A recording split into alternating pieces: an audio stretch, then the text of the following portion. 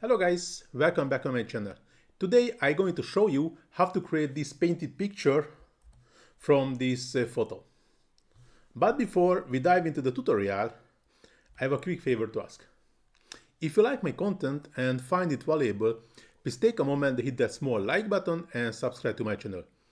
It really helps to keep creating content for you. Thanks, and now let's get started.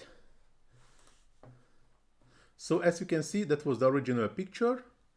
And I made this one with a Canva. I just uploaded the other picture. Actually, I just found it in the Canva, downloaded it.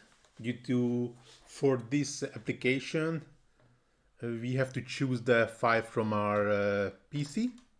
So I'm going to the apps and searching for Paintify. Click on it, and the only thing what we need to do is choose a file. As you can see, I have 4 credits remaining today. Actually, we have 5 credits per day, so we can generate 5 pictures per day. So I just choose the file. I just choosing this picture and waiting until the AI creating this painted picture from the photo. And also would like to see how is the result looks like.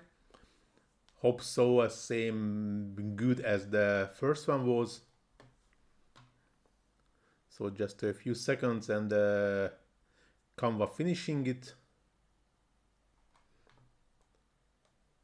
As you can see, this one is really not similar 100%, but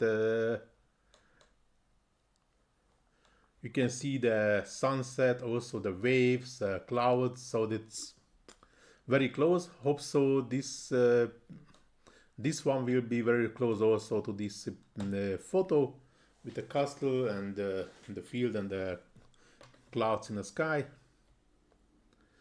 Sometimes it takes few minutes even due to it's an AI, and actually not I am the only one who is using it. But as you can see, it's quite similar.